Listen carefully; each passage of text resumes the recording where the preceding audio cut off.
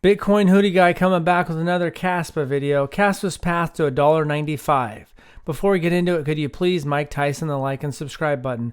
From today's price of around 13 cents, that's about a 15x. Why $1.95? We get our sight sets on $1, $2. So sometimes it's good to pull back and front run and set your price target before the more mainstream price target. But real quick glance, you can see we did get up over 13 cents, hanging right there, looking good. Rust migration slowed down. That's fine. Most likely just, there could be a few miners coming online that are just run and go. And, so 19.36% there. Plus there could be some guys that were on Rust nodes that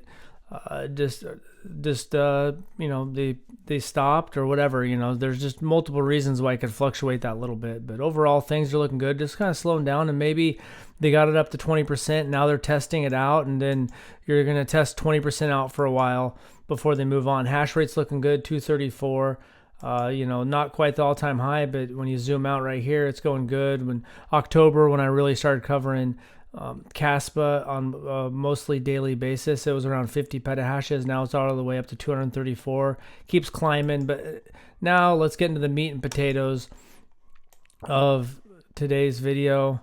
So right here you can see that what needs to happen.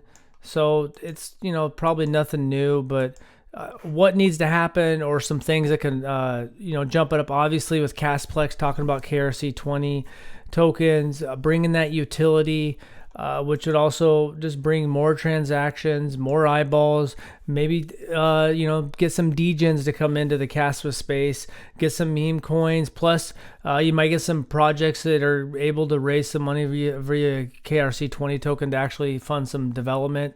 So that could be something that could be happening sooner than later. Apparently that might be like next week, but then like maybe next month is when they go into open beta. So that is exciting. The Rust migration being complete, we're 20% of the way there roughly. Things went pretty good, pretty quick, from 0 to 20% really. And so now you got another 80%, and who knows, it was kind of going faster, but hey, if it's better to, if they need to slow down or whatever, maybe some miners aren't comfortable and they want to just kind of see people go on the Rust, Rust nodes a little bit longer before they jump over, or, so I think right there, but once that's complete, that'll be a big catalyst. And then obviously once the Rust migration is complete and it goes from 1 block to 10 blocks per second. Now, before we get further, I know that the version of Rust right now is 1 block per second. So they're going from Golang to Rust, and it's still 1 block per second, 1 block per second. But eventually, with the plans of expanding from 1 block to 10 blocks per second, when I don't know the time frame on that, but if that happens this cycle, later this year, next year, I don't know, that could be a huge catalyst. And then obviously the big one is, getting some of that liquidity on the tier 1s. So that's huge, but not exactly all the way required. When you look at TON as an interesting example of up to $20 billion market cap. So for Kaspa, because what's the circulating supply now at Kaspa? Do you have 40, it's ranked number 41. It's got 23 billion. So maybe it's even up to 24 billion. So you're to be looking at like 50 billion. But obviously the overall crypto market cap would go up. That would put it up, above, right behind Solana. But Toncoin's in the top 10, higher if you take out some of the stable coins. But I think Toncoin's the highest I've seen a coin without any OKX, Gate.io, KuCoin. So there's no Crypto.com, no Gemini, no project. Obviously Telegram's huge, so it's not an exact direct comparison, but it shows how high, something can get into the top 10 without Binance, Coinbase, and that liquidity they have. So that's pretty amazing. So, but obviously, nothing earth shattering here.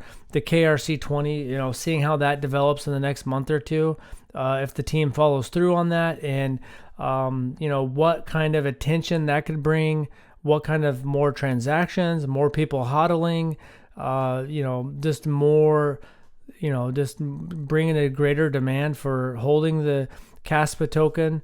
And, everyone, and there's lots of degens in the Solana, base chain, ETH, Bitcoin, just looking for ways to make money. So, and once the Rust migration is complete, maybe that'll help tier 1 exchange listings come. Once the Rust migration is complete and they got the 1 block per second, maybe the devs can start working on 10 blocks per second. And some of these things like smart contracts, sometimes you just need like maybe the 10 blocks per second narrative gets floated toward the end of the cycle. Who knows?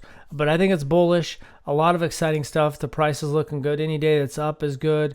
And, Rust migration is kind of at a standstill now, but still overall chugging along. Hash rate's looking good. And then the KRC20, whether you love or hate the name of them, that could bring utility to Kaspa and a lot of excitement, and maybe some people making articles and things like that, and more degens coming in. So I think it's exciting times. Plus, you got Bitcoin probably going to start charging up now that the halving's over. Months. Maybe it takes a few months, but eventually, it's going to kick in there. So it's got to be patient. Stay bullish. Thanks for watching, and have a good day.